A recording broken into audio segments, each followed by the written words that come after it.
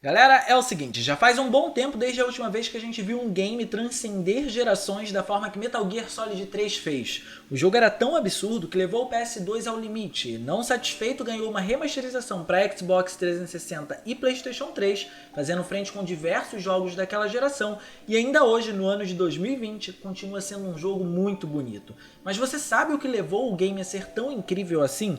É isso que a gente vai ver no vídeo de hoje. Por isso, antes da gente continuar, não se esquece de clicar no gostei, porque isso ajuda pra caramba e de quebra você faz a boa ação do dia e se inscreve no canal ativando o sininho das notificações para não perder absolutamente nada. São vídeos todas as terças às 19 horas e às vezes às quintas no mesmo horário e você não pode perder. Lembrando que agora tá rolando live, então não esquece de me seguir nas redes sociais pra gente poder aumentar a nossa interação e melhorar a nossa experiência jogando diversos jogos clássicos ou novos. Beleza? Tendo tudo isso dito, agora a gente vai começar o vídeo. O último Metal Gear digno que a gente recebeu foi o The Phantom Pain, que foi lançado para diversas plataformas, e no título a gente encontrava um mundo completamente aberto para executarmos abordagens da nossa escolha de como prosseguir com determinada missão, ou seja, a gente escolhia como a gente ia executar aquela missão. Mas se isso existe no jogo, foi graças a Metal Gear Solid 3, que deu o primeiro passo para isso acontecer. O terceiro título da franquia abre mão da infiltração em bases militares e grandes complexos para poder nos colocar prioritariamente numa selva soviética absurdamente rica em detalhes e gigante, nos dando diversas opções de abordagem graças a isso. Mas vamos por partes. Canonicamente falando, Metal Gear Solid 3 é o primeiro título da saga. Ele coloca a gente na pele de Naked Snake, que eventualmente se tornaria Big Boss, e ele conta como o lendário soldado se tornou, em pelo menos teoricamente, um dos maiores vilões que o mundo poderia ter. Essa transformação ela é gradual e mesmo após o fim do jogo, a gente não vê isso acontecendo, sendo responsabilidade dos jogos lançados anteriormente também para poder explicar isso pra gente. A gente está falando de Hideo Kojima, né? Uma mente brilhante, porém complexa. Entender a saga não é uma das tarefas mais fáceis. O jogo já era ambicioso desde o começo do desenvolvimento. Metal Gear Solid 3 foi planejado inicialmente para ser lançado para PlayStation 3, só que infelizmente o console ainda demoraria muito para poder ser lançado e os planos de Kojima era fazer com que o jogo saísse em 2004. Isso fez com que o projeto sofresse uma espécie de reboot técnico. Tudo precisou ser refeito com base nas capacidades do PlayStation 2, mas pensando no que deveria ser entregue no projeto original para PlayStation 3. Rolou uma certa adaptação. Daí a gente recebeu um jogo incrível, com um personagem muito humano, uma história maravilhosa e uma ambientação linda. O primeiro fato sobre Metal Gear Solid 3 que a gente precisa citar nesse vídeo é que ele é um jogo muito completo. O que eu disse sobre The Last of Us Part 2 se aplica aqui também. Metal Gear Solid 3 inicia um ciclo de desenvolvimento e o fecha muito bem, deixando pouquíssimas falhas e nenhuma ponta solta tecnicamente falando. As falhas são quase que imperceptíveis e, na maioria das vezes, a gente consegue culpar facilmente a limitação de hardware por elas. A jogabilidade foi mudada para um padrão de sobrevivência. A gente está na floresta e por isso temos um personagem que precisa se alimentar e, consequentemente, se cuidar. Então podemos caçar e encontrar alimentos para poder aumentar a nossa estamina, que por sua vez regenera a nossa vida e a estabilidade da condição do personagem. Quanto menor ela tiver, pior vai ser o desempenho que Snake vai ter. Ele vai ficar mais lento, a mira vai ficar ruim e também vai perdendo a vida. Só que as coisas não são simples assim e a gente precisa pensar em muita coisa aqui, inclusive qual a melhor hora de caçar comida. Se você ficar muito tempo com a comida guardada, eventualmente ela vai estragar e quando você for comer pode causar problemas para o personagem. Por isso é muito importante pensar quando caçar e principalmente o que você vai caçar durante a jogatina, levando em consideração que cada alimento ou animal encontrado vai recuperar uma quantidade diferente da estamina do personagem e quanto mais coisas você carrega no seu inventário, mais pesado o Snake vai ficar, atrapalhando a mobilidade dele. E não parando por aí, os inimigos também precisam se alimentar, então se você destrói o depósito de comida deles, eles vão ficar cansados e isso vai te dar uma vantagem tática na hora da infiltração. O mesmo vale para o depósito de armas deles. Se você os destrói, eles ficam sem munição, e num combate direto, isso pode te dar alguma vantagem. E ao lidar com os animais, Snake pode ser atacado, envenenado ou até mesmo ter sanguessugas drenando a energia dele. E para isso, existe um menu de cura para poder cuidar do estado dele, que trata ferimentos, envenenamentos e tudo que faça mal ao corpo dele num combate direto, por exemplo. Na hora de lidar com um ambiente repleto de inimigos, você pode se esconder usando o cenário a seu favor, e para ajudar, existem diversas roupas que podem ser encontradas e usadas, que servem de camuflagem para ambientes diferentes, fazendo o jogador pensar na melhor para determinado cenário. E no combate, furtivo ou não, existem diversos movimentos que usam do controle de sensibilidade e pressão do PlayStation 2, coisa que poucos jogos faziam. Se você apertar o botão de ataque com mais pressão, Snake vai desferir um ataque mais forte que o convencional, ou até mesmo, dependendo da sua intenção, um ataque diferente. E isso acaba aumentando muito nas possibilidades que você encontra durante o jogo.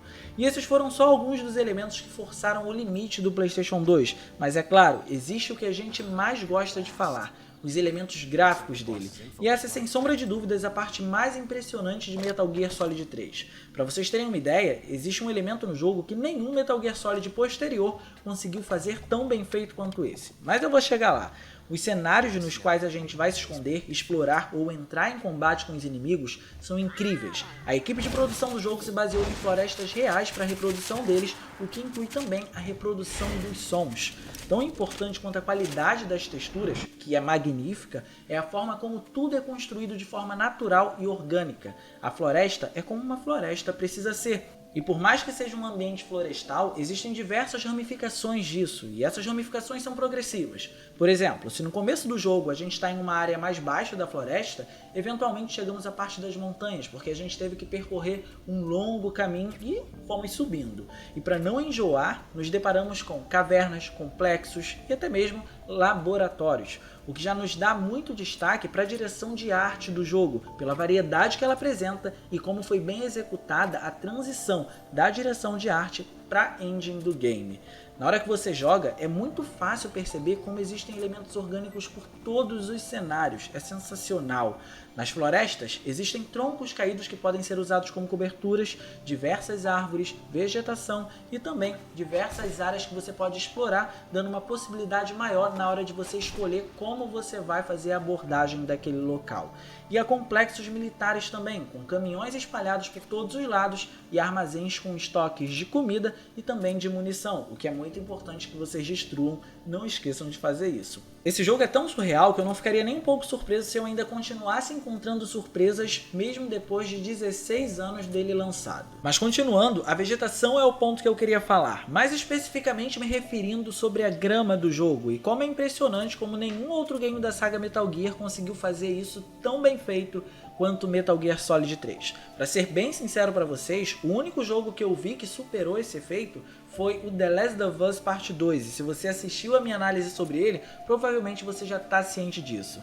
Você pode usar a grama para poder se esconder e o cenário está repleto desse efeito. Ao se mexer na grama, ela vai se movimentando de forma extremamente realista. É difícil você ver uma única que não esteja com física aplicada, ou seja, 99% dela é capaz de reagir a Snake. E eu chuto 99% porque eu gosto de dar uma margem de erro, mas durante a minha jogatina eu não encontrei nenhuma.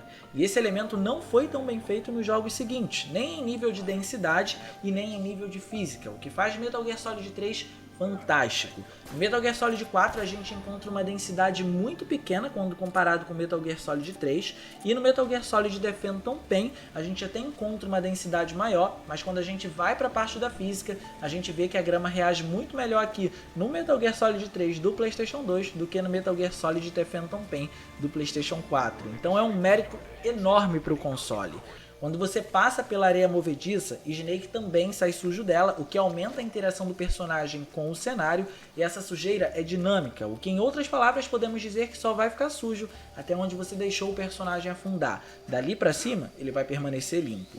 E a iluminação do jogo também não deixa a desejar. Como você já sabe, o PS2 tem um certo problema com sombras em geral, e Metal Gear Solid 3 tem muitos elementos no cenário por ser uma floresta. Como não ia dar para colocar sombra em tudo, o jogo opta por colocar sombras dos elementos mais predominantes, que no caso das áreas abertas na floresta, são as folhas das árvores que ficam sobre o personagem na maior parte do tempo.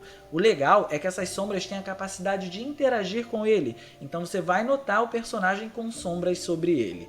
O problema é que tudo foi mapeado e nem sempre corresponde à área correta. Às vezes as sombras aparecem onde não eram para aparecer, mas ainda assim o mérito tem que ser dado por trazer esse tipo de efeito, né? E claro, tudo isso vem acompanhado de um excelente trabalho nas texturas. O jogo mostra como realmente tem que ser um trabalho de pós-produção e entrega pra gente texturas muito realistas, bem polidas e sensacionais para o padrão do console. E eu não podia deixar de mencionar as animações em tempo real na maior parte do tempo, porque além delas serem bem duradouras, algumas chegando até mesmo a 20 minutos, elas usam bastante do poder do PlayStation 2. E também existem os modelos dos personagens, que além de terem uma excelente dublagem, contam com excelentes expressões faciais e de uma forma geral são muito bem polidos, cheios de detalhes nas roupas, nas expressões, no cabelo, enfim, tá tudo muito bem feito nesse jogo, é impressionante. E se a gente for reparar nos mínimos detalhes desse jogo, a gente vai encontrar efeitos incríveis que variam das explosões até a variedade de animais que a gente encontra durante esse game. Tudo que você fizer no jogo vai causar uma reação na sua campanha, é sensacional. E são detalhes tão bobos que eu fico assustado em imaginar que alguém seria capaz de pensar nisso no desenvolvimento de um game, onde você precisa pensar em coisas muito mais grandiosas, vamos colocar dessa forma. O jogo usou tudo que tinha que usar do PlayStation 2, às vezes rola uma queda na taxa de quadros por segundo, mas ainda assim a gente consegue compreender isso, porque foi por conta da limitação do console mesmo. Ele literalmente levou o PlayStation 2 ao limite e não economizou nem um pouco nesse sentido. Bom, e no mais era isso, galera. Eu sou um grande fã da franquia Metal Gear Solid e eu precisava trazer esse vídeo aqui para o canal para ele poder marcar a presença dele. Eu espero muito que vocês tenham gostado. Não se esqueçam que agora tá rolando live, então me segue lá nas redes sociais pra gente aumentar a nossa imersão, interação e principalmente diversão. Jogar com vocês é muito melhor do que jogar sozinho, então a experiência tá sendo incrível. Conto com vocês lá, beleza? Se vocês gostaram desse vídeo, não se esqueçam de clicar no gostei, porque isso ajuda pra caramba e de quebra você faz a boa ação do dia e também se inscreve no canal ativando o sininho das notificações para não perder absolutamente nada. São vídeos todas as terças às 19 horas e às vezes às quintas no mesmo horário e você não pode perder. Mais uma vez reforçando, não se esqueça de me seguir nas redes sociais, tá tudo aqui na descrição aparecendo aí pra vocês. Era isso, um grande abraço a todos vocês e a gente sem sombra de dúvidas vai se ver na próxima.